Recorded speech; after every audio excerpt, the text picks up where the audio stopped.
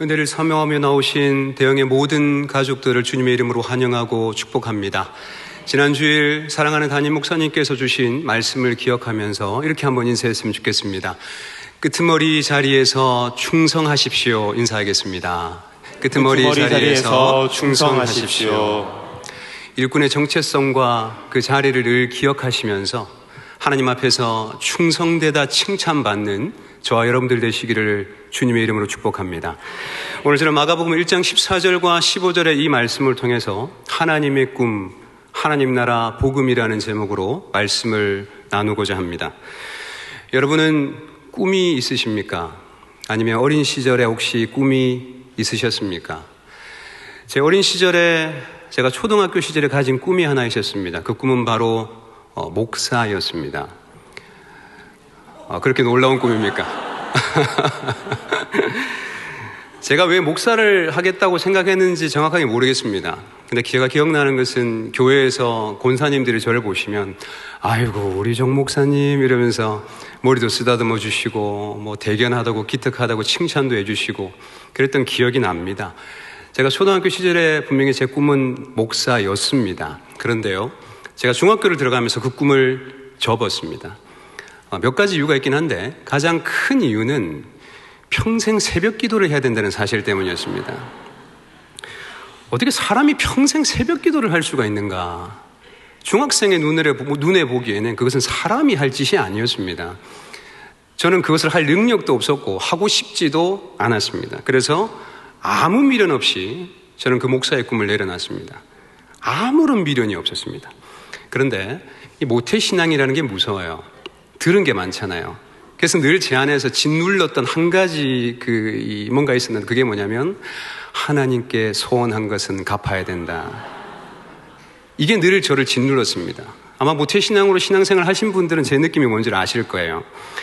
대학을 들어가면서 이 느낌이 더 심각하게 다가왔습니다. 이상하게 하나님이 저를 목사로 부르실 것 같은 불길한 느낌이 계속 들었습니다. 그래서 제가 그런 느낌이 들 때마다 늘 하나님을 밀어냈습니다. 하나님, 아닙니다. 제가 무슨 목사입니까?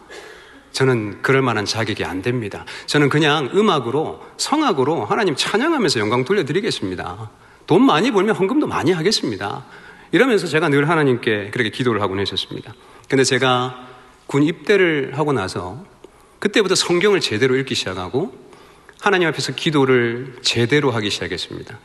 예배가 회복되어졌고 그동안 제가 믿고 있던 그 하나님이 내 삶을 실제로 인도하시는 살아계신 하나님이라는 사실이 경험되기 시작했습니다. 그때부터 제 신앙이 근본적으로 변하게 되는 그 계기가 군대에서 일어났습니다. 그리고 제 나이 23살 때 제가 아마 일병 시절이었던 것 같아요. 제가 홀로 하나님 앞에서 기도하고 말씀 묵상하고 있는 그때에 하나님께서 저를 소명하셨습니다. 주의 종으로 소명하셨어요. 너무 감격스러웠고 너무나도 영광스러웠습니다. 그전에는 그렇게 부담스럽고 하기 싫고 늘 밀어냈던 그 꿈이 그때부터 너무나도 영광스러운 꿈이 되었다라는 거죠. 그리고 그 이후로부터 저는 그 목사의 꿈을 꾸고 이 길을 걸어왔고 그리고 힘들고 어려운 일들은 있었지만 포기하지 않고 그 길을 걸어왔습니다. 사랑하는 여러분, 제가 어린 시절에 가졌던 꿈도 목사였고 그리고 23살 이후에 제가 가졌던 꿈도 목사였습니다. 같은 꿈이었죠. 그런데 어린 시절에 저는 그 꿈을 아무 미련 없이 평생 새벽기도 해야 된다는 그 사실 때문에 그냥 쉽게 내려놓았는데 군 시절 때 하나님께서 저를 목사라고 부르셨을 그때는 흔들리지 않았고 오히려 그 꿈이 저를 인도하는 경험을 하였습니다. 여러분, 이게 무슨 차이입니까? 같은 꿈이잖아요. 같은 꿈에도 불구하고 어떻게 이렇게 큰 차이가 나는 겁니까? 그것은 바로 어디서부터 그 꿈이 시작되었느냐, 이게 바로 차이라는 것입니다. 어린 시절의 제 꿈의 근거는 제가 원하는 것에서 근거를 두었습니다. 저의 원함, 내 경험, 내 느낌, 목사를 하면 행복할 것 같아, 목사를 하면 좋을 것 같아, 제 생각과 제 원함이 근거였습니다. 그러나 그런 꿈은 오래가지 않았죠. 조금만 위기가 찾아와도 그만 쉽게 내려놓는 그런 꿈이었습니다. 그런데 군 시절에 하나님께서 저를 부르셨을 때에 그 꿈은 흔들리지 않는 꿈이 되었고 오히려 그 꿈이 저를 붙잡아주고 저를 인도하고 저를 견고하게 세워주는 꿈이 되었습니다. 왜 그렇죠? 그 꿈은 저의 원함을 근거로 하지 않았고 하나님의 원함이 근거가 되었기 때문에 그렇습니다. 여러분, 그게 차이예요. 사랑하는 여러분, 같은 꿈이라도 다 같지 않습니다. 그 시작이 어디서부터 왔는가, 그 꿈의 근거가 어디에서부터 왔는가, 여러분, 거기에 따라서 인생의 모양과 향방과 결과가 달라지는 것입니다. 하나님의 백성, 그분의 성도들은요, 꿈을 가져야 합니다. 왜 그런 줄 아십니까? 하나님께서 꿈을 꾸시는 분이시기 때문에 그렇습니다. 하나님이 꿈을 꾸시기 때문에 하나님께서 그의 사랑하는 백성과 성도들에게 꿈을 주시는 거예요. 그 꿈은 내가 높아지거나 성공하는 그런 성격의 꿈이 아닙니다. 하나님께서 우리에게 주시는 꿈은 하나님의 꿈에 우리를 동참하게 하시는 꿈입니다. 그것이 성도가 꾸어야 할 꿈이라는 거죠. 하나님은 저에게 오랫동안 청년 사역을 할 수 있는 은혜를 주셨습니다. 지난 13년 동안 저는 계속해서 청년들과 함께 하면서 그 청년 사역을 쭉 해왔습니다. 청년들은 참 고민이 많은 때입니다. 많이 흔들리고 연약할 때죠. 그리고 여러 가지 고민들 중에 하나의 고민이 뭐냐면 비전에 대한 고민을 늘 갖고 있습니다. 하나님의 비전이 뭔가? 나는 어떤 비전을 가지고 어떤 직장을 가지고 나의 삶을 살아야 되는가? 이런 고민을 늘 하죠. 꿈을 고민하는 청년들에게 제가 자주 하는 말이 있습니다. 그것은 뭐냐면 성도의 꿈은 스스로 찾거나 세우거나 깨닫는 것이 아니다. 비전은 성경을 통해 하나님의 비전을 듣고 배우고 동의하는 것에서부터 시작한다. 제가 이 얘기를 자주 합니다. 사랑하는 여러분, 정말로 여러분이 하나님이 원하시는 꿈을 꾸고 그 꿈을 위해서 살고 싶다면 성경이 하나님의 꿈에 대해서 무엇을 말하고 있는지를 들으시길 바랍니다.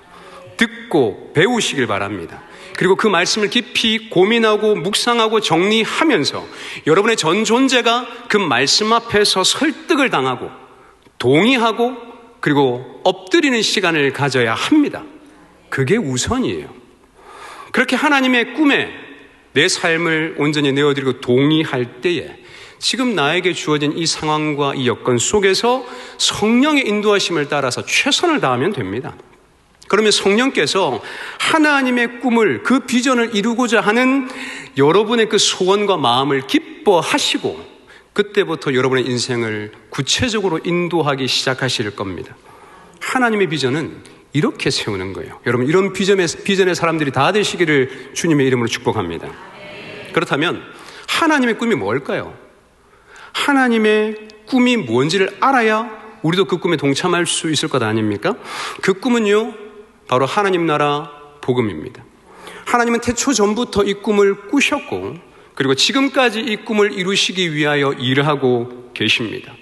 구약 성경은요, 창세 전에 하나님의 그 꿈이 어떻게 계획되었는지, 그리고 창조를 통해서 하나님의 꿈이 어떻게 시작되었는지, 그리고 아담의 타락을 통해서 하나님의 꿈이 어떻게 위기를 맞게 되었는지, 그러나 그 꿈을 포기하지 않으신 하나님의 열심이 아브라함과 이스라엘을 선택하심으로써 어떻게 이루어져 왔는지, 그리고 신약에 들어와서 예수 그리스도께서 그 꿈을 온전하게 이루시고 이 마지막 때에 성도와 교회를 통하여서 하나님께서 그 꿈을 어떻게 이루어 나가고 계시는지, 여러분, 이것이 성경의 말씀입니다. 그래서 성경은요, 하나님의 꿈으로 가득 차 있는 책입니다. 오늘 본문 마가복음 1장의 이 말씀은요, 하나님께서 참으로 오랫동안 꿈꾸셨던 그 하나님의 꿈이 이 땅 가운데서 구체적으로 실현되고 정말 성취되는 역사적인 분기점에서 선포되는 하나님의 말씀입니다. 하나님의 꿈이 무언가, 그리고 그 꿈에 동참하고자 하는 자들이라면 무엇을 해야 되는가, 하나님이 우리 가운데 무엇을 요청하고 계시는가, 이런 것들을 알려주는 메시지인 것입니다. 15절을 보면 때가 찼다라는 표현이 나옵니다. 여기서 말하는 때라는 것은 시간을 의미하는데요, 헬라어에서 이 시간을 의미하는 단어가 두 가지가 있습니다. 크로노스와 카이로스라는 단어가 있습니다. 크로노스는 객관적인 일반적인 시간을 의미하고요, 그리고 카이로스는 의미론적인 시간을 말합니다. 여기서 이 본문에서 말하는 때라는 것은 카이로스입니다. 하나님께서 정하신 의미 있는 시간이라는 거죠. 이 표현을 정말 이 문맥에 따라서 이 성경의 의미를 따라서 좀 표현을 해보자면 이렇게 표현할 수 있을 것 같습니다. 하나님의 꿈이 성취되는 시간이다라고 표현할 수 있을 것 같습니다. 우리는 이 본문이 적고 있는 때가 참에라는 이 말씀을 아무런 감흥 없이 그냥 읽고 넘어가서는 안 됩니다. 이 표현 안에는 하나님의 감격이 담겨져 있습니다. 왜냐하면 창세전부터 꿈꾸셨던 하나님의 그 꿈, 그리고 창조 이후에 수없이 위기를 맞고 좌절될 뻔했던 그 하나님의 꿈이 이제는 그리스도 예수를 통하여서 선포되고 이제는 성취되어질 그 꿈의 선포가 이 본문 가운데서 나타나고 있거든요. 지금 예수님은 아무런 감흥 없이 이 말씀을 선포하시는 것이 아니라 아버지께서 얼마나 감격하면서 지금 그 하나님의 그 마음을 가지고 정말 이 꿈을 선포하시는지, 주님의 그 말씀 속에 아버지의 마음과 그 감격이 담겨져 있는 것입니다. 여러분, 이 말씀이 그래서 중요합니다. 그리고 또 하나 이 말씀이 중요한 이유는요, 이 선포가 예수님의 공식적인 첫 번째 메시지였다라는 것입니다. 그래서 이 첫 번째 메시지 이후에 예수님의 공세기가 이제 시작이 되어집니다. 그래서 이 본문이 가지는 의미가 가볍지 않아요. 마가복음 1장 15절의 이 말씀은 예수님께서 이 땅에 왜 오셨는지, 그리고 앞으로 예수님께서 어떤 일을 행하실 것인지를 알려주는 중심 메시지입니다. 그래서 이 말씀을 바로 이해할 때에 우리는 주님의 사역을 이해할 수가 있고, 그리고 하나님의 꿈이 무엇인지에 대해서 온전히 이해할 수가 있습니다. 이 본문 속에서 주님은 하나님 나라 복음을 말씀하셨습니다. 그리고 그 꿈에 동참하고자 하는 자들에게 요청하는 것이 두 가지가 있는데, 그게 뭐냐면 바로 회개와 믿음이라는 것입니다. 왜 예수님은 하나님 나라를 선포하시면서 회개와 믿음을 요청하시는 걸까요? 그 이유는 하나님의 나라가 우리 가운데 임하려면, 그 하나님의 나라를 맞이하려면 반드시 회개와 믿음으로만 그 나라를 맞이할 수 있기 때문에 그렇습니다. 하나님의 나라라는 이 표현 안에는요, 네 가지의 전제가 담겨져 있습니다. 그 네 가지 전제는 다음과 같은데요. 첫 번째는 다른 나라가 존재한다라는 거고요. 그리고 두 번째는 하나님의 통치가 존재한다라는 것. 세 번째는 하나님의 백성이 존재한다라는 것. 마지막으로 네 번째는 하나님의 통치가 미치는 영역이 존재한다라는 거예요. 오늘 본문을 제대로 이해하기 위해서는 이 네 가지 의미를 알 필요가 있습니다. 그럴 때에 왜 주님이 우리 가운데 회개와 믿음을 요청하시는가, 그리고 하나님의 꿈이 어떠한 것인가를 알 수가 있습니다. 오늘 저는 이러한 관점에서 하나님의 말씀, 이 본문을 여러분들과 함께 나누고 싶습니다. 첫 번째로, 회개가 필요한 이유는요, 죄인은 다른 나라를 추구하기 때문에 그렇습니다. 하나님의 나라가 가까웠다고 했습니다. 그렇다면 다른 나라도 존재한다라는 거겠죠. 그러면 우리가 질문을 해야 될 거예요. 그럼 다른 나라는 어떤 나라인가? 라는 질문이 필요할 거고, 그리고 나는 어떤 나라에 속해 있는가? 라는 질문을 해야 될 겁니다. 여러분, 성경은요, 생각보다 나라라는 개념이 많이 나타나고 있습니다. 창세기 10장에서 나라라는 개념이 처음으로 등장하는데요, 이 본문에 니므롯이라는 사람이 등장합니다. 창세기 10장 8절과 9절 같이 읽도록 하겠습니다. 시작. 구스와 또 니므롯을 낳았으니 그는 세상에 처음 영걸이라. 그가 여호와 앞에서 특이한 사냥꾼이 되었으므로 속담에 이르기를 아무는 여호와 앞에 니므롯 같은 특이한 사냥꾼이로다 하더라. 아멘. 여기 빨간색 구절로 되어 있는 이 표현이 70인역에는 어떻게 번역되냐면요, 그가 여호와를 반대하여 특이한 사냥꾼이 되었으므로 라고 기록을 합니다. 즉 니므롯은 여호와 하나님을 대적하는 인간 세상의 사냥꾼이었던 거죠. 그리고 이어지는 10절에서 이런 표현이 나와요. 그의 나라는 이라고 되어 있죠. 여기서 나라라는 개념이 성경에 처음 등장합니다. 니므롯이라는 이 사람이 나라를 세웠는데 그가 그 나라의 왕이 된 겁니다. 그런데 그 나라가 어떤 나라냐면 하나님을 대적하는 나라로 세워졌다라는 거죠. 그리고 바로 10장을 이어서 11장에 이어지는 사건이 뭐죠? 바벨탑 사건입니다. 바벨탑 사건이 의미하는 것은 그 사건 이전에는 인간이 개인적인 차원에서 하나님을 대적하고 죄를 지었다면 이제는 집단적으로 나라를 세워서 하나님을 대적하는 양상이 나타나더라는 것이죠. 그렇게 이 세상에 여러 나라들이 세워지기 시작했습니다. 근데 문제는 그 모든 나라들이 하나님의 통치를 무시하고 하나님을 대적하는 나라들로 세워지기 시작하더라는 거죠.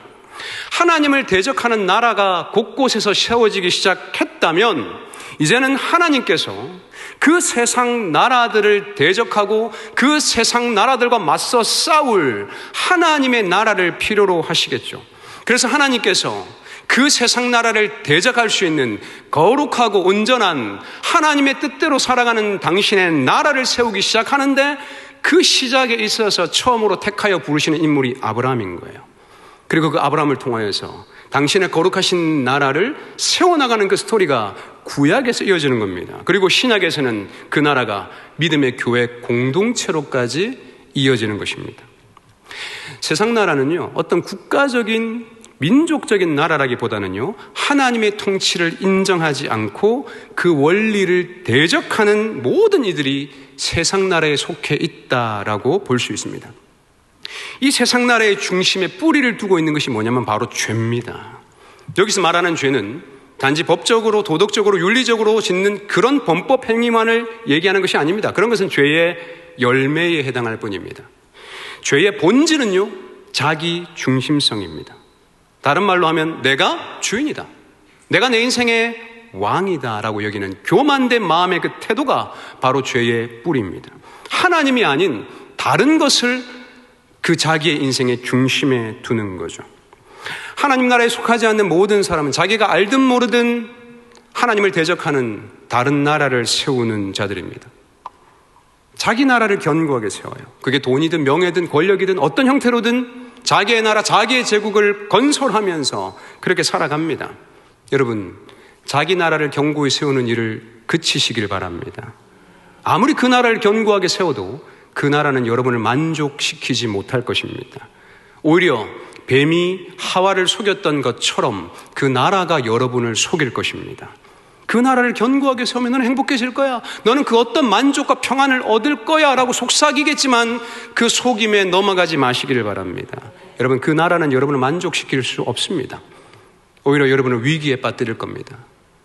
오히려 여러분의 인생을 피할 수 없는 절망의 구렁텅이로 몰아넣을 것입니다.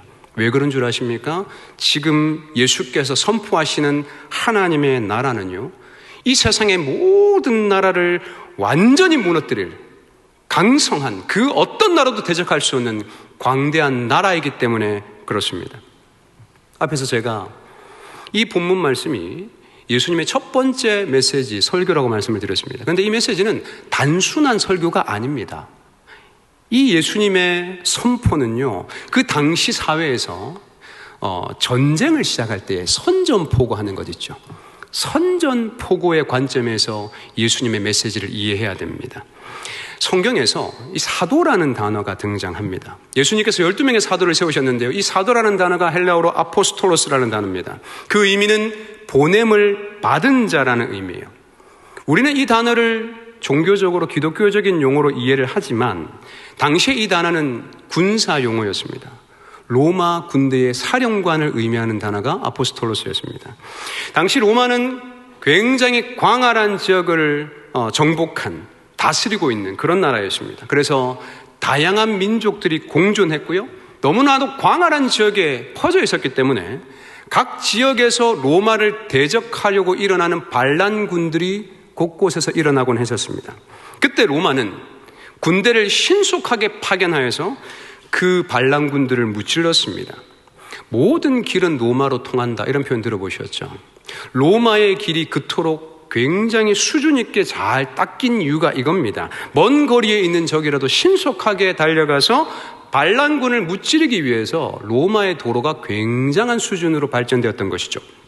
그리고 또한 로마는 정의와 관용을 추구하는 나라였기 때문에 비겁하게 어떻게 몰래 또는 기습적으로 전쟁을 시작하지 않았습니다. 전쟁을 시작하기 전에는 반드시 선전포고를 했습니다. 왜냐하면 그들이 싸우는 싸움은 정의로운 싸움이라는 거예요. 그리고 그들은, 로마는 그 누구에게든지 관용을 베푸는 나라다라는 그런 메시지를 던지기 위해서 선전포고를 늘 했습니다. 그때 로마가 가장 먼저 파견하는 사람이 바로 누구냐면 로마의 사령관 아포스톨로스였습니다. 로마로부터 보냄을 받은 자라는 의미예요. 그림을 띄워주시면 저 그림에서 칼을 들고 있고 말을 타고 있는 사람이 보이십니까? 저 사람이 선전포고를 하는 아포스톨로스입니다. 이 아포스톨로스는 로마의 모든 통치권, 외교권, 그리고 판결권, 로마의 모든 권한을 다 받아서 파견된 사람이에요. 그가 전쟁을 시작하기 전에 적군의 성벽 앞에서 이렇게 외칩니다. 나는 로마의 아포스톨로스다. 너희가 지금이라도 이 반란을 멈추고 로마의 통치를 인정하고 따르기로 결정한다면 너희의 성읍에는 평화가 임할 것이다. 그 누구도 죽지 않을 것이며 그리고 이 도시도 보존될 것이고 모든 사람이 로마가 보장하는 그 법과 그리고 정치와 경제적인 유익 이런 것들을 다 누리게 될 것이다. 그러나 만일 너희가 이 선전포고를 무시하고 끝까지 전쟁을 치르고자 한다면 너희가 감당해야 될 대가는 너희가 생각하는 것 이상으로 참혹할 것이다. 이것이 아포스톨로스가 그 성읍 앞에서 선포하는 선전포고였습니다. 여러분, 이 선전포고는 단순한 위협이 아니었습니다. 로마는 정말로 강력한 군대를 가졌고요, 전쟁에 능한 나라였습니다. 그 어떤 나라도 로마를 대적할 수 없었고, 대적하는 그 순간에 로마 군대에 의해서 무참히 짓밟혔습니다. 그것이 로마가 선포하는 선전포고의 힘이었습니다. 여러분, 그런 관점에서 지금 예수님이 선포하시는 이 마가복음 1장 14절과 15절 말씀은 선전포고의 차원에서 이해를 해야 합니다. 지금 예수님은 여기 좋은 소식이 있으니까 한번 와서 한번 들어보세요. 여러분, 이런 뉘앙스가 아닌 거예요. 이런 뉘앙스가 아닌 겁니다. 이거는 엄중한 선포인 것입니다. 모두 들어라. 이 모든 세상의 나라를 압도하고 정복할 수 있는 강력한 나라, 그 어떤 나라도 대적할 수 없는 영원히 망하지 않을 하나님의 나라가 가까이 왔다. 이 나라는 회개하고 돌이키는 자들에게는 은혜와 긍휼이 부어질 것이지만 거절하고 다른 나라를 추구하고 끝까지 그 나라를, 자기 나라를 추구하는 자들에게는 피할 수 없는 재앙과 형벌과 심판을 가져다 줄 나라다. 그러니 너희는 어떤 나라의 편에 설지를 지금 결정하라라고 엄중하게 선포하고 계시는 것입니다. 여러분, 이 선포는 가벼운 마음으로 들을 수 있는 선포가 아닙니다. 이 선포는 죽느냐 사느냐를 결정짓는 선포입니다.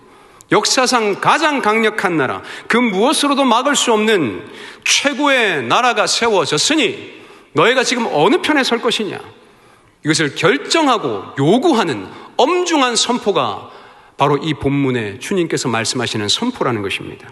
그래서 주님이 말씀하신 그 하나님의 나라가 가까이 왔다면 우리가 가장 먼저 해야 될 것이 있습니다. 지금까지 내가 추구하고 내가 세우고자 노력했던 이전에 자기 나라를 포기하는 일을 우선적으로 해야 합니다. 그게 바로 주님께서 우리 가운데에 요구하시는 회개라는 거예요. 주께서 하나님 나라를 선포하시면서 가장 먼저 회개를 요청하시는 이유가 바로 이것 때문입니다. 회개하지 않고는, 이전에 자기 나라를 포기하지 않고는 절대로 하나님 나라를 가질 수 없고 하나님 나라의 백성과 시민이 될 수 없다라는 거죠. 사랑하는 여러분, 여러분은 회개를 하셨습니까? 많은 경우에 회개를 좁은 관점에서 이해하는 경우가 많은 것 같습니다. 죄를 아파하는 것, 죄를 그치는 것, 죄에서 돌이키는 것, 그 정도의 차원에서 회개를 이해하는 것이죠. 물론 그것도 회개입니다. 그렇게 우리는 죄를 아파하고 죄를 그쳐야 되는 게 맞습니다. 그러나 성경이 말하는 참된 회개는 그 정도의 수준이 아닙니다. 참된 회개는요, 그동안 견고하게 쌓아가던 자기 나라를 기꺼이 포기하고 하나님 나라를 받아들여 그 나라를 향해 나아가는 것, 그것이 바로 성경이 말하는 참된 회개입니다. 하나님 나라에 들어가고자 한다면 이전에 자기 나라를 포기해야 합니다. 이전에 그 나라가 가지고 있던 법과 관습과 문화와 생활 패턴과 과거의 나의 모든 죄된 습관들, 이 모든 것들을 포기해야 합니다. 그리고 지금 임한 하나님의 나라가 어떤 나라인지를 고민해야 됩니다. 하나님 나라는 어떤 나라인가?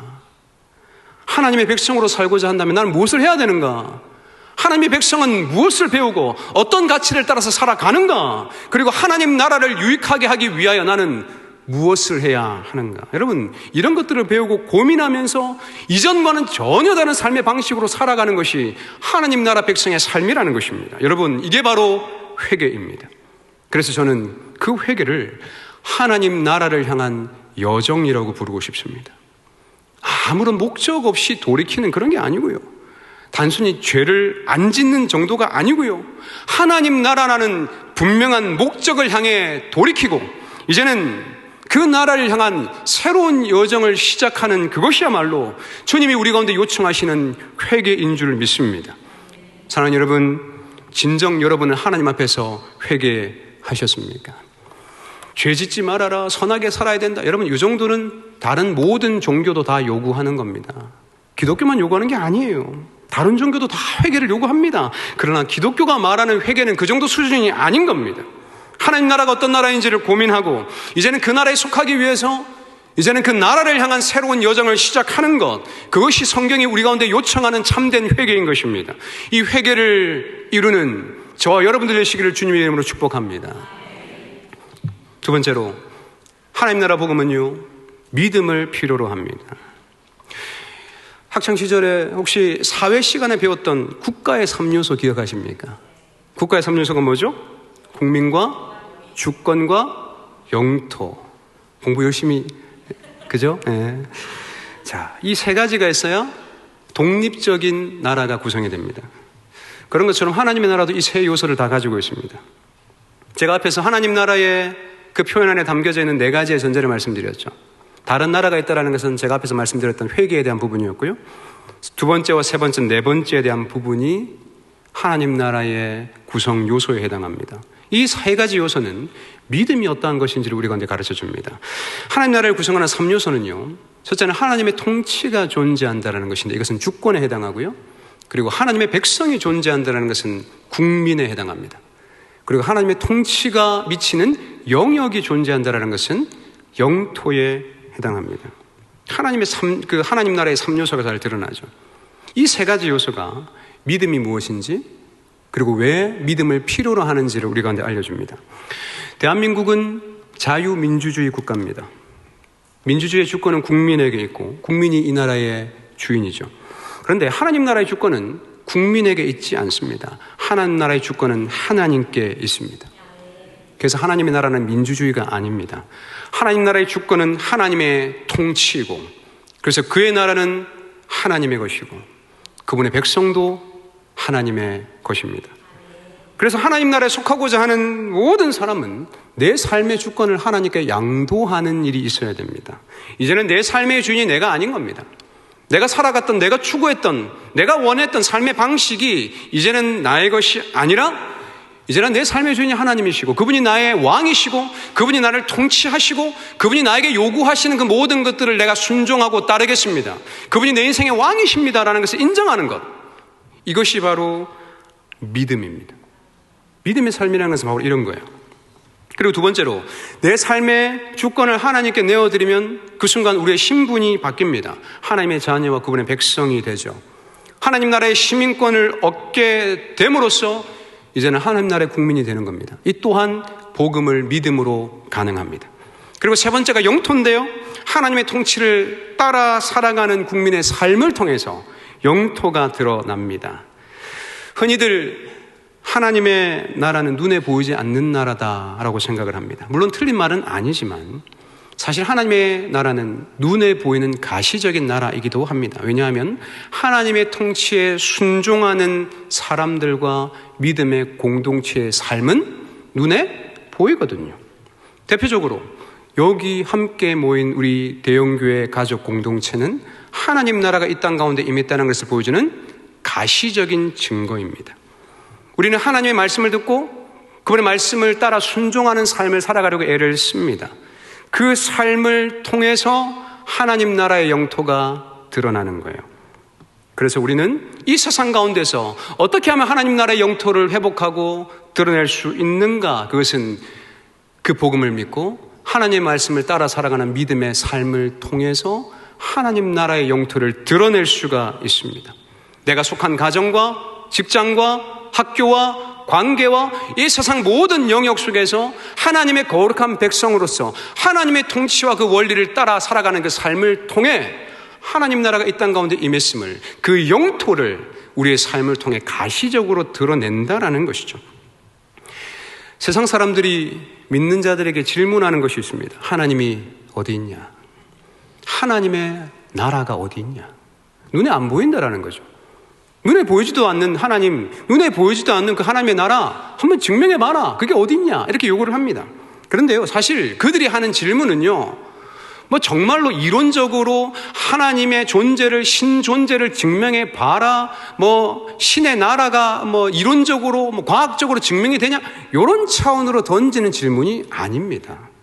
신 존재 증명은 이론적으로, 과학적으로 불가능하다라는 것을 안 믿는 사람들도 압니다. 그렇다면 그들이 요구하는 것은 뭡니까? 그들이 하나님을 보여봐라, 하나님을 증명해봐라 라고 요구하는 것은요, 정말로 신존재를 이론적으로 과학적으로 증명해 보라는 얘기가 아니라 너희가 믿는 하나님이라는 신이 정말로 존재한다면 우리로 하여금 그 신을 느낄 수 있게 해달라라는 요청인 거예요. 느끼게 해달라는 거죠. 여러분, 그렇다면 우리가 어떻게 하면 그들에게 하나님의 그 존재를, 하나님의 살아계심을 그들에게 느끼게 할 수 있겠습니까? 그것은요, 세상을 거스르는 용기, 그리고 보이지 않지만 그 살아계신 하나님의 그 통치와 그분의 뜻을 따라 살아가는 믿음의 삶, 진정성 있는 진실된 정직한 그 삶을 살아가는 성도와 교회의 모습을 그들에게 보여줄 그때에 그들은 느끼기 시작할 겁니다. 저들의 삶을 보니까 하나님이 정말로 계실지도 모르겠다. 저들의 삶을 보니까 하나님이 정말로 계신 것 같다. 이런 영적인 감각을 그들이 가지게 되더라는 거죠. 여러분, 그곳에 하나님이 임재하시고 하나님의 나라가 임하는 것입니다. 하나님의 백성이 회복해야 될 하나님 나라의 영토라는 것이 바로 이런 것입니다. 사랑하는 여러분, 예수님께서 하나님 나라가 이 땅 가운데 임했다라고 말씀하시면서 회개와 믿음이라는 이 두 가지의 삶의 태도를 요청하신 이유가 바로 이것입니다. 회개는 나 자신의 나라를 포기하고 이제는 돌이켜 하나님 나라의 여정을 시작하는 일입니다. 그리고 믿음은 하나님의 통치를 인정하고 순종하는 삶을 통해 하나님의 나라가 이 땅 가운데 임했음을 가시적으로 드러내는 것이 바로 믿음의 삶이라는 것입니다. 예수님은 회개하라 하셨고 또한 복음을 믿으라 하셨습니다. 그것을 가능하게 하는 모든 힘과 능력이 그래서 예수의 복음 안에 있다라고 말씀하고 계십니다. 여러분, 이 회개와 믿음이 온전히 여러분 삶 가운데 회복되고 경험되는 은혜가 있으시기를 주님의 이름으로 축복합니다. 세 번째로, 그렇다면 복음이 무엇인가? 본문에서 이 복음이라는 단어는요, 헬라어로 유앙겔리온이라는 단어입니다. 좋은 소식을 의미하는 단어고요, 또는 승전보를 의미하기도 했습니다. 지금 시대의 사람들이나 우리는 이 복음이라는 단어를 기독교적인 어떤 종교적인 차원에서 이해를 하지만 당시에 이 단어는 굉장히 정치적인 성격의 단어로 사람들에게 이해되었습니다. 마가복음 1장 1절을 보면 이렇게 시작합니다. 함께 읽겠습니다. 시작. 하나님의 아들 예수 그리스도 복음의 시작이라. 복음의 시작이라는 표현을 쓰고 있죠. 이 표현은요, 마가가 처음으로 사용한 표현이 아니고요, 당시에 굉장히 유명하고 널리 알려진 정치적인 표현을 마가가 가지고 와서 예수 그리스도에게 접목했다라고 볼 수 있습니다. 프리엔의 비문이라고 불리는 주전 9년경에 오래된 비문이 하나 발견되었는데요, 예수님이 태어나시기 얼마 전에 세워진 비문입니다. 이 비문을 보면 로마의 아우구스투스 황제에 대한 내용이 쓰여져 있습니다. 그리고 그 내용 중 마지막 부분에 보면 이렇게 쓰여져 있어요. 아우구스투스 신의 탄신일은 그로 인해 도래하게 될 세상을 위한 복음의 시작이다 라고 되어 있어요. 마가복음 1장 1절하고 비슷한 표현이 쓰여져 있죠. 근데 마가복음보다 훨씬 앞서 쓰여져 있는 것이 이 비문입니다. 헬레니즘 시대에는 이 유앙겔리온, 이 복음이라는 이 단어가 종교적이면서도 정치적인 맥락에서 자주 사용되었습니다. 특히 황제 숭배와 관련돼서 자주 쓰여졌어요. 황제의 탄생, 권력 승계, 또는 황제가 어디를 방문한 경우에도 유앙겔리온, 복음이라는 표현이 사용되어졌습니다. 당시에는 로마 황제를 신으로 여겼습니다. 그래서 사람들은 로마 황제의 출현을 역사를 뒤흔드는 사건으로 이해했고, 실제로 로마 제국과 인류 역사에 대단히 큰 영향을 미친 인물이 바로 이 황제였습니다. 그런 차원에서 본다면 이 황제의 등장은 그 시대의 복음의 시작이다라고 선언할 수 있을 만한 굉장히 역사적으로 중요한 사건이라고 볼 수 있겠죠. 그래서 모든 사람이 인정했던 것입니다. 따라서 이 복음이라는 이 단어는요, 황제 외에 다른 누군가의 삶에 쉽게 붙일 수 있는 그런 수식어가 아닌 겁니다. 그런데 오직 황제에게만 덧붙일 수 있는 이 복음, 이 유앙겔리온이라는 이 단어를 지금 마가가 누구에게 붙이고 있는 겁니까? 아무도 거들떠보지 않았던, 그리고 사람들이 별로 관심도 가지지 않았던 그 예수라는 유대 땅 베들레헴 어느 시골 총구석에 있는 그 청년 예수의 등장에 덧붙이고 있는 거예요.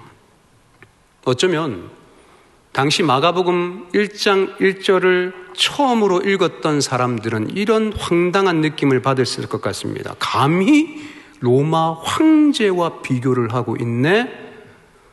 누군가는 그 책을 시작도 하기 전에 덮어버렸을지도 모릅니다. 그러나 마가는 예수라는 인물이 당시 신으로 추앙되던 그 황제보다 훨씬 더 존귀하고 이 세상의 역사를 완전히 뒤바꾼 진짜 역사의 주인이 바로 예수시다라는 사실을 증언하고 있는 것입니다.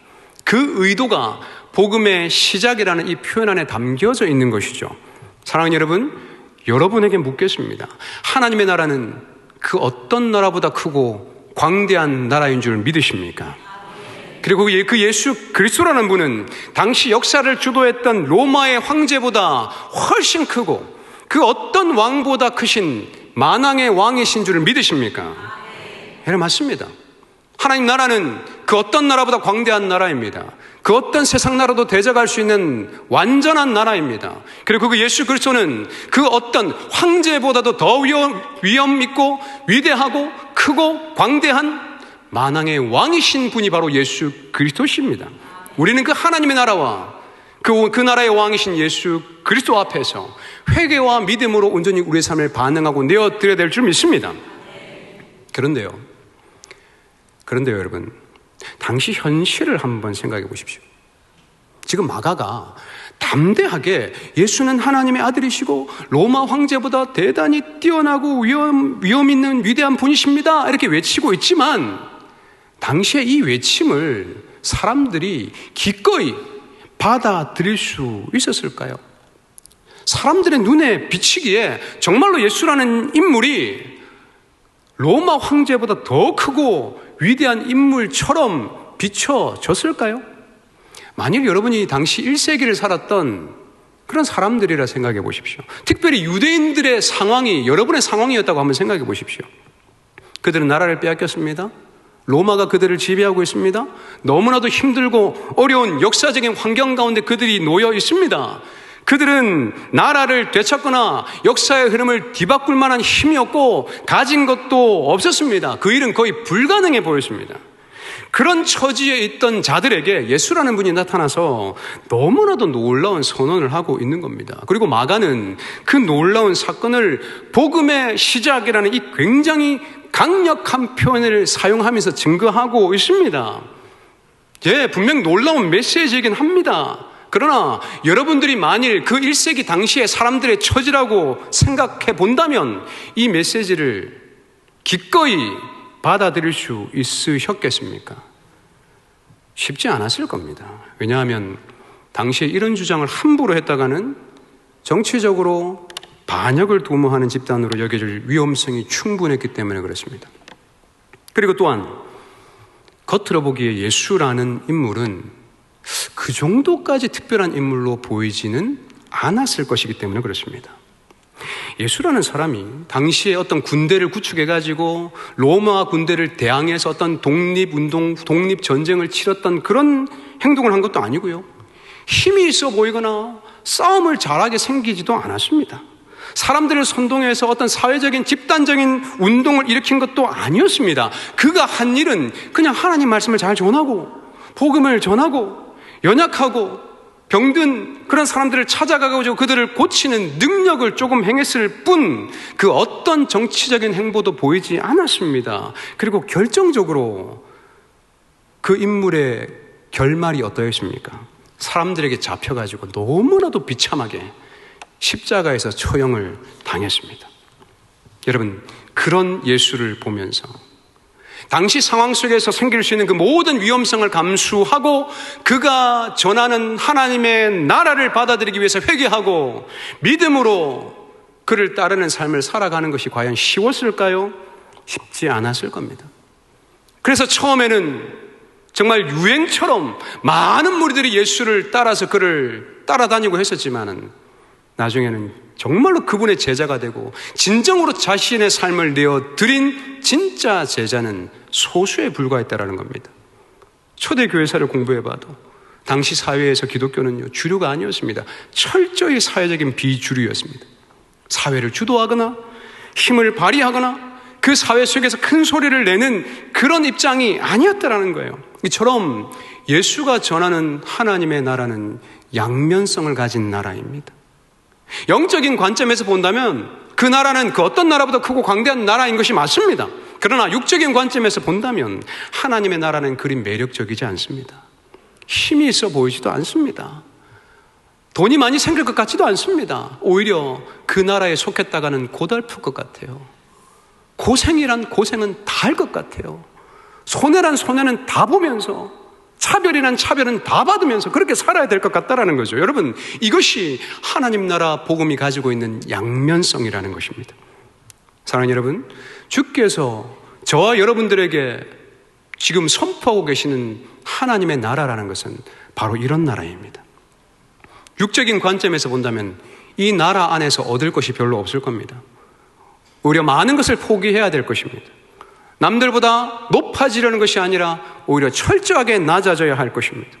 자기를 증명하는 방식이 아니라 자기를 부인하는 삶을 살아야 할 겁니다. 그게 바로 하나님 나라 백성의 삶입니다. 여러분은 이런 나라를 구하고 계십니까? 혹시 하나님 나라를 구한다고 말도 하고 생각도 하고 그렇게 신앙생활이라는 것을 하고 있긴 하지만 실제로는 하나님 나라가 아니라 자기 나라를 구하고 자기 제국을 건설하기 위해서 예수를 이용하고 복음을 이용하고 신앙을 이용하고 있는 그런 우리의 모습은 아닌지에 대해서 여러분 진실되게 여러분의 삶을 점검하셔야 할 겁니다. 왜냐하면 이런 실수는요, 예수님의 최측근에 있었던 그 제자들까지 저질렀던 실수이기 때문에 그렇습니다. 3년이나 넘게 예수를 따라다녔습니다. 그 주옥 같은 하나님의 말씀을 늘 들었습니다. 하나님의 그 주님의 그 능력을, 그 기적을 수도 없이 보고 경험했습니다. 그럼에도 불구하고 그들은 하나님과는 전혀 다른 꿈을 꾸었습니다. 그들은 하나님의 꿈을 품지 않았습니다. 그들은 자기의 꿈을 꾸었습니다. 누가 크냐? 누가 큰 자리, 높은 자리 차지할 거냐? 늘 이거 가지고 싸웠습니다. 여러분, 우리는 이것을 경계해야 합니다. 아무리 교회를 열심히 다니고 봉사를 열심히 하고 중요한 직분과 직책을 가지고 있다 할지라도 하나님 나라의 원리를 따르지 않을 수 있습니다. 겉으로는 하나님 나라를 추구하고 그 나라를 따른다고 말은 하지만 실제로는 자기 나라를 구하고 다른 나라를 추구하며 살아가는 이중적 기독교인들이 분명히 있다라는 사실이에요. 여러분, 오는 주일 교회 직원을 뽑는 중직자 선거가 있습니다. 너무나도 중요한 일이죠. 하나님께서 교회에 두신 이 직분은 철저히 하나님의 나라를 위하여 세우신 직분입니다. 자기의 나라를 구축하거나 교회 안에서 뭔가 목소리를 내거나 힘을 발휘하기 위해서 그런 직책을 얻는 것이 아니라는 것을 잘 기억하시길 바랍니다. 지난 주일 사랑하는 담임 목사님께서 주신 말씀을 잘 기억하시길 바랍니다. 너무나도 중요한 말씀을 하셨습니다. 일꾼의 정체성은 배 제일 밑바닥에서 북에 맞춰서 노를 젓는 휘페레테스 같은 존재라 하였습니다. 그리고 그 일꾼의 자리는 높은 자리가 아니라, 앞서는 자리가 아니라 제일 끄트머리에서 구경거리가 되는 그런 자리라 하였습니다. 여러분, 누가 크냐 다투고 제자들처럼 큰 소리 내고 그런 자의 모습은 하나님 나라와는 전혀 상관없는 자의 모습입니다. 나의 생각이 아니라 오직 주님의 생각을 붙잡고 제일 끄트머리에서 제일 낮은 자리에서 주의 몸된 교회를 섬기기를 기꺼이 기쁨으로 받아들이는 귀한 분들이 세워질 수 있기를 축복합니다. 그리고 이곳에 있는 모든 분들이 주님께서 그리하셨던 것처럼 좁은 길을 걸어가고 그 십자가의 길을 걸어가고 높은 자리가 아니라 낮은 자리에서 자기를 부인하는 그 방식을 살아가는 그런 저와 여러분들 되시기를 주님 이름으로 축복합니다. 마지막으로 하나님 나라의 복음의 핵심 원리는요, 사람의 회복입니다. 앞에서 저는 하나님 나라 복음 앞에서 회개하고 믿음을 가져야 되는 것이 어떤 것인가를 살펴보았습니다. 그렇다면 좀 더 구체적으로, 그렇다면 하나님 나라를 위해 살아가는 것이 뭔가? 하나님 나라를 따라 살아가는 삶이 뭔가? 이런 것들을 좀 고민했으면 좋겠습니다. 하나님 나라의 복음은 하나님의 꿈이라 말씀드렸습니다. 그런데요, 여러분, 그 하나님의 꿈이 어떻게 이루어지는지 아십니까? 그 꿈은요, 사람의 회복을 통해서 이루어집니다. 사람이 회복될 때 하나님의 꿈이 이루어지는 거죠.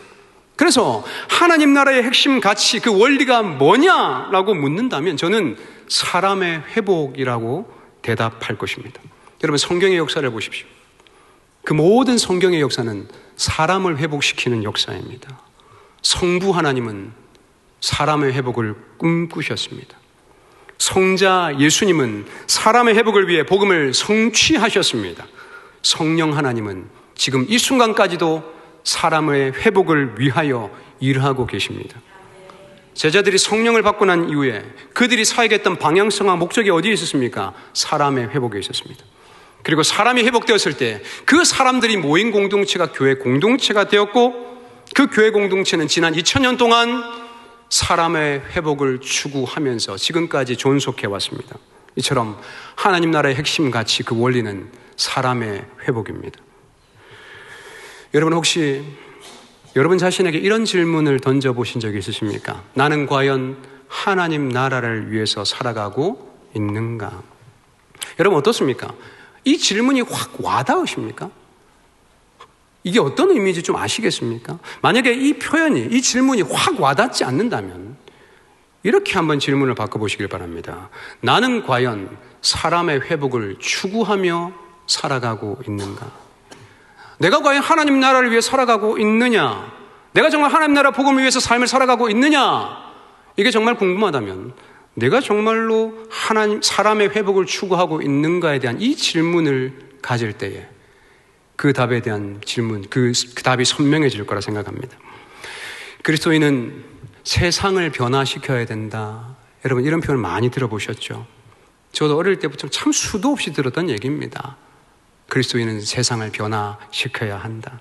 그래서 제가 생긴 건 좀 이래도 세상을 좀 변화시키기 위해서 나름 착하게 살아왔습니다. 물론 제 안에 죄가 많습니다. 그렇지만 손해보려고도 했었고, 선을 행하려고 했었고, 착하게도 살려고 했었고, 그러면서 하나님 나라가 임했으면 좋겠고, 이 세상이 좀 더 아름답게 변했으면 좋겠고, 그런 마음에서 선도 행하고 착하게 살아가고 그렇게 하려고 했었습니다. 저뿐만 아니라 아마 여러분들도 이런 고민과 이런 삶을 아마 살았을 것이라 저는 생각합니다. 그런데요, 단지 착하게 산다고, 선을 행한다고, 도덕적으로 산다고 세상이 변할까요? 그렇게 살아가면 하나님 나라가 임합니까? 몇 달 전쯤에 제가 한 청년과 신방을 했습니다. 직장을 다니는 청년인데요, 하나님의 뜻을 신실하게 고민하고 살아내고자 하는 거룩한 꿈을 가진 청년이었습니다. 처음 직장 생활을 시작할 때에 이젠 그리스도인이라는 정체성을 가지고 이 직장을 하나님의 나라로 변화시켜 보자라는 그런 하나님의 사명감을 품고 그 직장 생활을 시작을 한 거예요. 그래서 남들이 하지 않는 굳은 일 마다하지 않고 자기가 다 했습니다. 손해를 보더라도 나는 믿는 사람이니까, 나는 이 직장을 변화시켜야 하니까 이런 생각으로 그 일을 감당했다 합니다. 그렇게 선을 행하고 애를 쓰다 보면 어느 순간 직장 문화도 바뀌고 다른 누군가가 자신의 모습을 보면서 기독교 신앙에 대한 관심도 가질 거고 복음을 듣지 않을까라는 기대감을 갖고 그 일을 행한 거죠. 그러니까 처음에는 이 주변의 동료들이 고마워하고 칭찬도 하고 아유 대단하다 뭐 이렇게 막 했대요. 그런데요, 시간이 지나도 자신의 기대와는 달리 직장의 문화가 바뀌는 것도 아니고 사람들이 변하는 것도 아니고 사람들이 기독교 어떤 신앙과 복음에 관심을 가지지도 않았습니다. 오히려 굳은 일은 그 청년이 당연히 하는 것이다라는 생각을 가지게 되고 오히려 너 왜 이거 안 해? 그 청년을 이용해 먹는 그런 모습이 보여서 너무나도 힘들었다라는 거죠. 그러면서 나는 앞으로 어떻게 해야 되는가? 계속 이렇게 이용당하면서 이렇게 살아가야 하는 것인가? 직장생활을 어떻게 해야 되는 것인가? 이런 심각한 고민을 했던 그 청년을 제가 만났던 적이 있습니다. 여러분 이런 고민을 하신 적이 없으십니까? 그리스도인으로서 직장에서 학교에서 선을 행하고 굳은 일 마다하지 않고 사람들을 위해서 착한 일을 그렇게 하다 보면 그 세상에 그 사람들이 나의 모습을 보고 감동도 하고 그들도 변화될 거다라는 그런 기대감도 가지면서 그렇게 착하게 살아보셨던 적 없으십니까? 물론 선을 행해야 됩니다.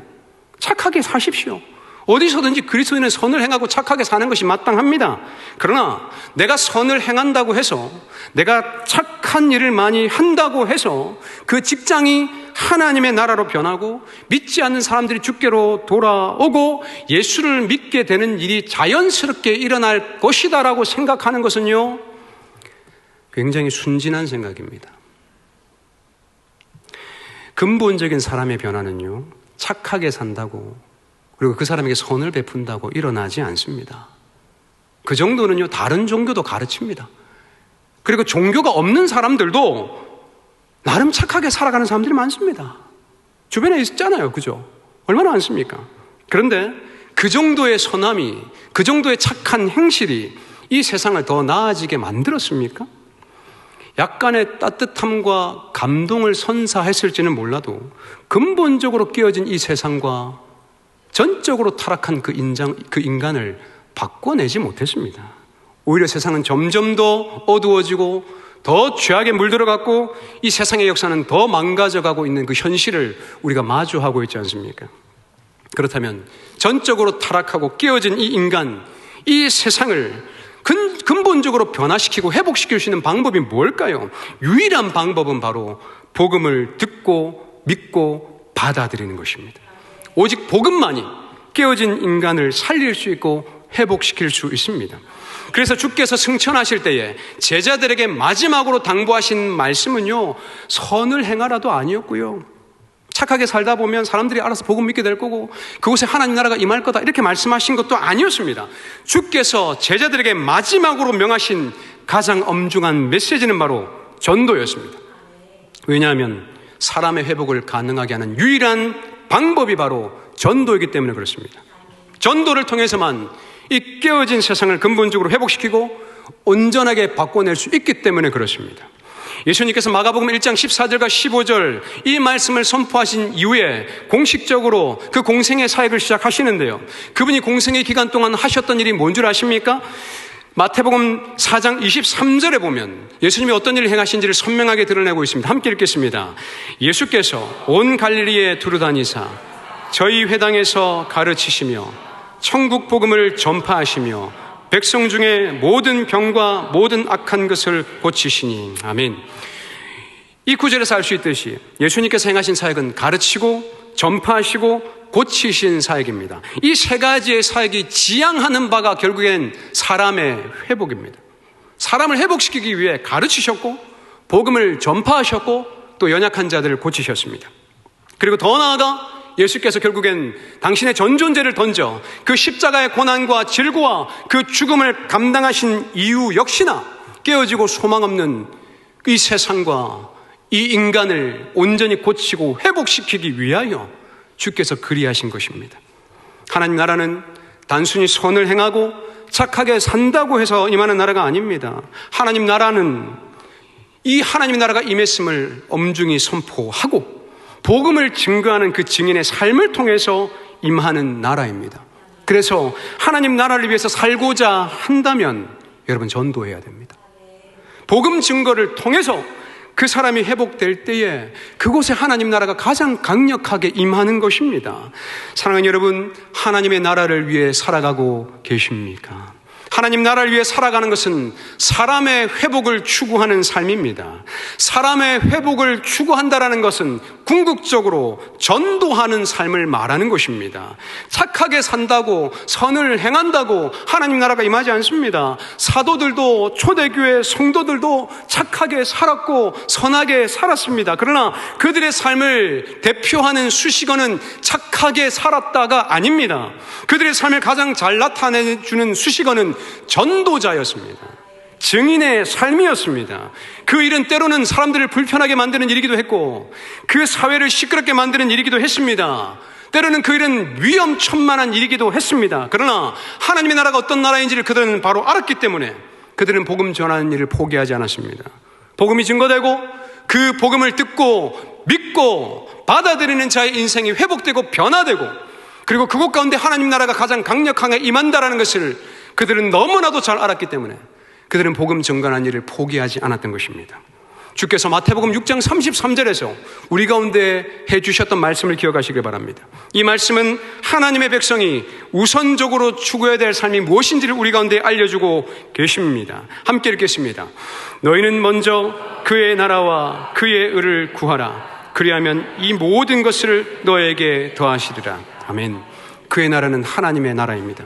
그리고 그의 의는 복음입니다. 왜냐하면 로마서 1장 17절에 복음에는 하나님의 의가 나타나서 믿음으로 믿음에 이르게 한다라고 말씀하고 있기 때문에 그렇습니다. 그리스도인이 가져야 할 비전과 그 꿈은 하나님 나라 복음을 위해 살아가는 것입니다. 그리고 그 삶은 곧 전도하는 삶입니다. 하나님 나라가 어떤 나라인지 그리고 그 나라를 소유하기 위해서 우리는 어떻게 살아야 되는지, 어떻게 하면 복음을 증거하는 증인의 삶을 살 것인지, 여러분, 그게 바로 사람의 회복을 추구하는 하나님 나라 백성의 삶인 것입니다. 여러분, 이 증인의 삶이 저와 여러분의 삶 가운데 온전히 회복될 수 있기를 주님의 이름으로 축복합니다. 말씀을 정리하려 합니다. 사랑하는 여러분, 하나님의 나라가 이 땅 가운데 임했음을 믿으십니까? 그 나라는 그 어떤 나라보다도 강성하고 압도적이며 절대로 망하지 않는 영원한 나라인 줄을 믿으십니까? 그 나라는 회개하는 자들에게는 한없는 은혜와 긍휼을 베푸는 나라이지만 자기 나라를 포기하지 않고 죄에서 돌이키지 않는 자들에게는 무자비한 심판과 형벌로 철퇴를 내릴 나라입니다. 우리는 예수님의 이 엄중한 선포 앞에서 회개하고 믿음으로 하나님의 나라를 받아들여야 합니다. 그리고 그 하나님 나라가 어떤 나라인지를 배우고 하나님의 꿈이 사람의 회복을 통해서 성취된다라는 사실을 늘 기억해야 합니다. 여러분, 더 이상 여러분 자신을 위해서 살지 마십시오. 사람의 회복을 위해서 살아가십시오. 다른 누군가의 삶을 세워주고 전도하고 회복하는 삶을 살기 시작할 때에 여러분은 놀라운 능력과 기적의 삶을 살게 될 것입니다. 왠줄 아십니까? 하나님의 나라를 위해서, 사람의 회복을 위해서 자기의 삶을 던지고 헌신하는 자의 삶을 주께서 그냥 두지 않으시기 때문에 그렇습니다. 늘 동행하실 겁니다. 늘 임재하실 겁니다. 성령께서 늘 도우실 겁니다. 성령의 권능과 능력이 날마다 부어질 것입니다. 그때 여러분의 인생은 정말로 은혜와 능력과 기적의 삶이 무엇인지, 사도행전이 말하는 그 능력의 그리스도의 삶이 무엇인지를 경험하게 될 것입니다. 그 풍성한 삶, 그 능력의 삶, 그 증인의 삶이 저와 여러분의 삶 가운데 온전히 회복되고 세워질 수 있기를 주님의 이름으로 축복합니다. 이 시간 이 말씀을 기억하면서 함께 찬양하며 기도하며 나아갔으면 좋겠습니다. 오늘 우리 눈물로 하늘의 씨앗을 심는다, 이 가사를 생각하며 우리가 이 찬양을 하나님께 올려드렸으면 좋겠습니다.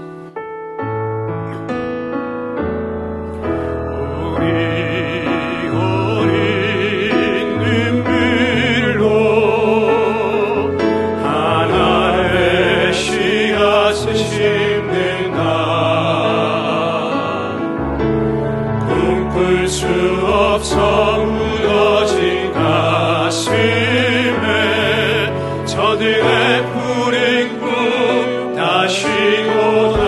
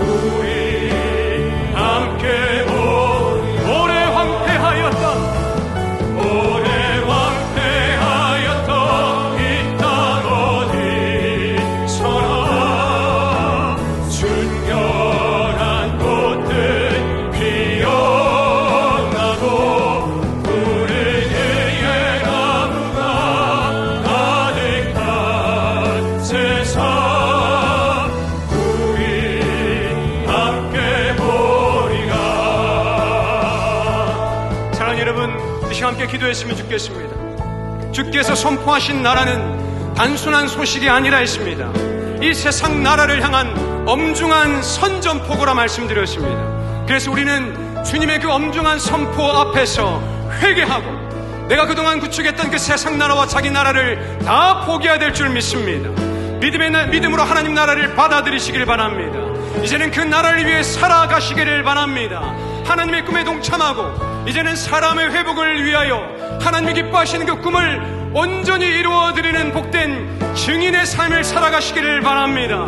그 복음이 우리 안에 충만하여지고 그 복음을 증거하는 삶을 통하여서 사람이 회복되고 하나님 나라가 증거되고 하나님 나라가 이 땅 가운데 온전히 드러나는 그 믿음의 삶이 우리의 삶 가운데 온전히 증거되게 하여 주시옵소서.